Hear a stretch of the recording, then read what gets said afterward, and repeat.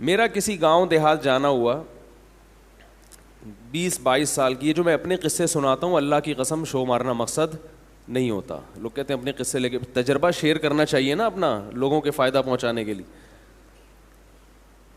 تقریباً 20-22 سال کی عمر تک میرا معدہ بالکل بھی صحیح کام نہیں کرتا تھا. بہت سخت بیمار ہو گیا تھا میں. معدے یعنی ایک بچپن میں بیماری ہوئی تھی معدے کی, علاج کرا کے تھک گیا تھا. ڈاکٹروں کا, حکیموں کا, بہت کچھ کیا لیکن فائدہ نہیں ہوا. تبھی مجھے یہ تو بہت سارے تجربے ہیں نا, یہ اپنے اوپر ہی آئے ہوئے ہیں طب کے. لوگ کہتے ہیں نا یہ اتنی نالج کہاں سے, بہت سے اپنے اوپر ہی تجربے ہوئے ہوئے ہیں. میرا کسی گاؤں جانا ہوا, یہ جو کوئٹہ سے آگے چمن ہے, چمن کے قریب کوئی گاؤں تھا, وہاں دورے ہوا کرتے تھے صرف کے, نحو کے. طلباء جاتے ہیں دورے کے لیے 1-2 مہینے کے لیے. تو میں 2 مہینے وہاں رہا. اس گاؤں میں ایک پرابلم یہ تھی جو بڑی اچھی پرابلم تھی, اللہ کرے سب جگہ یہ پرابلم ہو, کہ وہاں کوئی مصنوعی چیز نہیں تھی. یعنی دکانیں نہیں تھیں, دور دور بازار تھے. تو لوگ جو آرٹیفیشل چیزیں ہیں انسانی ہاتھ کی بنی ہوئی, ان چیزوں کا استعمال جانتے ہی نہیں تھے. حتیٰ کہ فارمی مرغی بھی نہیں دیکھی. یعنی وہ اب تو شاید ہو گیا ہوگا, سب جگہ ہی ہو گیا, اس وقت فارمی مرغی بھی نہیں کٹتی تھی وہاں پہ. میں فارمی مرغی کے خلاف نہیں ہوں, ایک مثال دے رہا ہوں. یعنی یہ بتانے کے لیے کہ وہ بالکل نیچرل لائف پہ تھے وہ لوگ. ہم جب وہاں گئے تو وہ اکرام بھی کرتے تھے طلباء کا, اکرام ایسا کہ وہاں روزانہ دمبے کٹتے تھے. کیا کٹتا تھا؟ دمبا. اور دمبے میں اللہ نے چربی ایکسٹرا پیدا کی ہے. چکی والا دمبا نا, اس کو تو ہے ہی چربی. وہ تو اللہ نے الگ سے دمبے کا گوشت پکانے کے لیے پورا گھی کا ڈبہ اللہ نے اس کے پیچھے لگا دیا. وہ اس لیے نہیں لگایا کہ کاٹ کے پھینک دیں اس کو, وہ ساری زندگی وہ دمبا اپنا بوجھ اٹھا کے گھومتا ہے تاکہ میں جب کٹوں تو یہ انسان کے پیٹ کی زینت بنے. اور ہم اسے اٹھا کے کیا کرتے ہیں, نہیں اس کو نہیں کھانا. تو وہ دمبے کی جو چربی تھی اسی چربی میں وہ گوشت پکاتے تھے. مجھے بڑا افسوس ہوا پہلے دن. میں نے کہا یار ہمیں تو وہ تیل ہضم نہیں ہوتا, اور یہ ہمیں دمبے کی چربیوں میں گوشت پکا کے, جو شوربہ ہوتا تھا نا سالن, وہ چربی ہی پگھلی ہوئی ہوتی تھی. اللہ کی قدرت, ہم نے جب کھانا شروع کیا تو ہمارا پیٹ ایک دم سیٹ ہو گیا. وہ پیٹ کی جو بیماریاں 15 سال سے چلی آ رہی تھیں, یعنی 7-8 سال کی عمر میں مجھے پیٹ کی بیماری لاحق ہوئی تھی, اور تقریباً 13-14 سال وہ رہی. وہ جو 12-13 سال بیماری رہی پیٹ کی, وہ 2 دنوں میں بولو بھائی ختم, ہضم ہونا شروع ہو گیا. پھر اس کے ساتھ وہ لوگ, سردیاں بھی تھیں, ٹائٹ خاندانی قسم کی سردی پڑتی ہے وہاں پہ, تو وہ بادام پستے بھی رکھا کرتے تھے.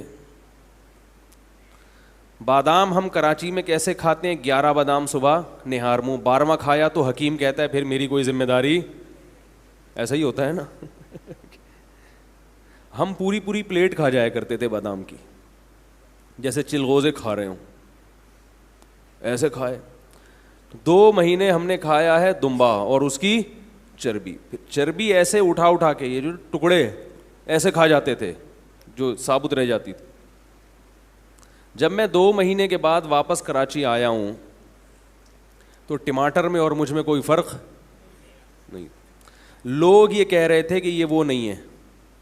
کسی نے تبصرہ کیا سردی کی وجہ سے ورم آ گیا ہے, کیونکہ یقین نہیں آ رہا تھا کہ 2 مہینے میں کوئی اتنا لال سرخ ٹماٹر بھی ہو سکتا ہے.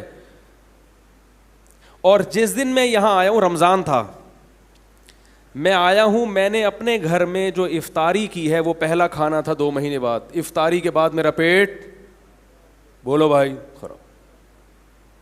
میں نے کہا یہ کیا ہو گیا؟ یہ تھا تیل. کیا تھا بھائی؟ ٹھیک ہے آپ کا نہیں ہوتا ہوگا, میں یہ نہیں کہہ رہا ہر ایک پر, لیکن اس سے یہ تو پتہ چل رہا ہے کہ یہ انسانی صحت کے لیے نقصان دہ. کسی پر زیادہ اثر ہو رہا ہے, کسی کا پیٹ خراب ہو رہا ہے تو کسی کی دوسری چیزیں خراب ہو رہی ہیں. جو پیٹ نہیں خراب کر رہا تو کچھ اور خراب کر رہا ہے پھر یہ.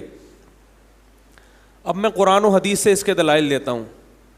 بات آ رہی ہے؟ اب میں کس سے دلائل لیتا ہوں؟ قرآن سے, اللہ کے کلام سے زیادہ سچا کلام کس کا ہو سکتا ہے میرے بھائی؟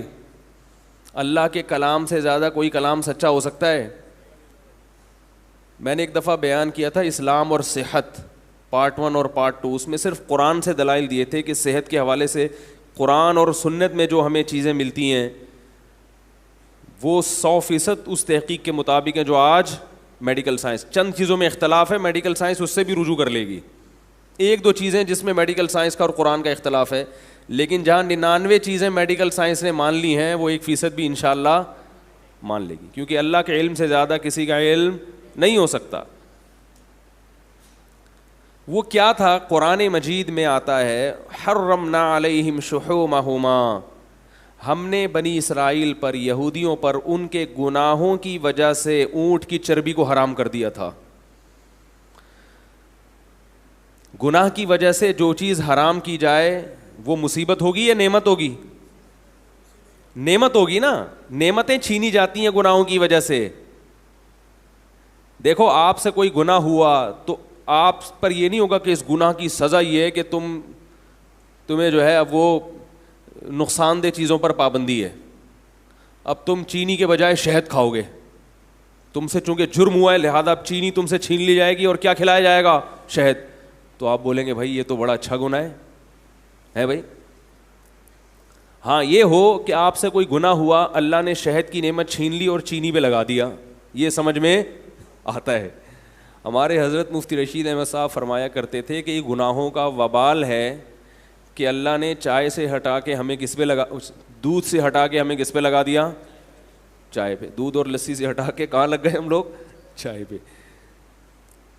تو اللہ فرماتے ہیں بنی اسرائیل سے ایسے بڑے بڑے جرائم ہوئے تھے یہودیوں سے کہ ہم نے اونٹ کی چربی ان پر حرام کر دی. اس سے پتہ چلا ہے کہ یہ بڑی نعمت کی چیز تھی اونٹ کی چربی, جو اللہ نے گناہوں کی وجہ سے بنی اسرائیل پر حرام کر دی. گوشت حرام نہیں کیا, کیا حرام کر دی؟ اس کا یہ مطلب نہیں کہ گوشت تو اصل ہے, وہ چربی تو اس میں تڑکا لگانے کے لیے. اب ایسا نہ ہو کہ آپ گوشت میں چربی پکا کے کھانا شروع کر دیں فضائل سن کے. گوشت اصل ہے, اس میں تڑکا کس کا لگے گا؟ چربی کا, کیونکہ اللہ نے گوشت زیادہ پیدا کیا اور چربی تھوڑی پیدا کی, یہ بتانے کے لیے کہ اس کے ساتھ ملی ہوئی ہے. تو دیکھو اللہ تعالیٰ نے یہودیوں پہ چربی کو حرام کیا, اونٹ کی چربی, کہ یہ اتنی نفیس نعمت تمہیں کھانے کی اجازت نہیں ہے. گائے کی چربی بھی اور بھی, یہ دونوں چربی اللہ نے کیا کر دی بنی اسرائیل پر. کئی سالوں تک بنی اسرائیل اس سے دور رہے ہیں, یہ اللہ کی اس نعمت سے. پھر جب رسول اللہ صلی اللہ علیہ وسلم نے چربی کو حلال کیا, بتایا کہ یہ حلال ہے, تو بنی اسرائیل نے اعتراض کیا کہ یہ تو کیا ہے؟ حرام ہے, یہ نہیں کھا سکتے. تو اللہ نے بتایا کہ ہم نے ان کے گناہوں کی وجہ سے ان پر حرام کیا تھا, اصل میں یہ اللہ کی نعمت ہے, یہ حرام نہیں ہے. تو اس سے پتہ چلتا ہے میرے بھائی کہ قدرتی چیزوں کا کوئی آلٹرنیٹ نہیں ہے. اپنے بچوں کو معذرت کے ساتھ چربی کھلایا کریں, ایسے نہیں کھاتے تو چربی والا گوشت کو چربی میں پکا کے, یہ آئل سے جان چھڑائیں, پکا کے کھلائیں. سمجھ رہے ہیں, کچھ دنوں میں عادی ہو جائیں گے ان کو, پھر مزہ آئے گا, پھر اس کے علاوہ کچھ کھائیں گے بھی نہیں. وہ دیسی گھی کھلا دیا کریں. البتہ ایک بات ہے کہ یہ طاقتور خوراکیں کھا کے اگر کسی کو نقصان ہو رہا ہے تو اس میں اس خوراک کا قصور نہیں ہے. وجہ اس کی یہ ہے کہ وہ اتنی پاورفل چیزیں کھا رہا ہے اور اس انرجی کو یوٹیلائز نہیں کر رہا. ایسی صورت میں تو شہد بھی کھاؤ گے تو نقصان دے گا. بھائی یہ جو کوکنگ آئل ہے نا, یہ کھا کے کچھ بھی نہیں کرو, ورزش کرو نہیں کرو تو بھی نقصان ہے. یہ چیزیں ہی نقصان دہ ہیں. لیکن بعض چیزیں نقصان دہ نہیں ہوتی, انسان کا لائف اسٹائل نقصان کا سبب بنا دیتا ہے. اگر آپ شہد کھاؤ اور اس انرجی کو بھی یوٹیلائز نہیں کرو تو شہد بھی نقصان دے گا. وہ تو ظاہر ہے جب کھاؤ گے طاقت آئے گی تو کچھ چلنا پھرنا پڑے گا نا, کچھ ہلنا. تو روٹی بھی کھاؤ گے تو نقصان دے گی. کیا خیال ہے, غلط تو نہیں کہہ رہا میں؟ تو اس لیے کھایا کریں اچھی چیزیں اور پھر تھوڑی سی ایکسرسائز یا کوئی محنت کے کام بھی کیا کریں تو فٹ فاٹ رہیں گے. دیسی گھی بھی کھائیں گے, اگر ورزش کریں گے یا اچھی اپنی انرجی کو یوٹیلائز کریں گے تو دیسی گھی دل میں وہ نقصان نہیں پہنچاتا، یہ چیزیں نقصان پہنچا رہی ہیں دل کو. دیسی گھی پینے والے ہم نے سنا ہے 100 سال تک. ایک صاحب یہاں ان کے ابا رہتے تھے، 100 سال میں انتقال ہوا، دیسی گھی پیتے تھے، لیکن پینے کے علاوہ بھی کچھ کام کرتے تھے. ایسا نہیں ہے کہ صرف پینا ہی شروع کر دیں. تو سمجھ گئے بات کو؟ تو قدرتی. اسی طرح یہ دودھ جو بھینسوں کا دودھ ہے یہ پیا کریں. ڈبوں کے دودھ سے بولو نا جان چھڑائیں. سمجھ رہے ہو؟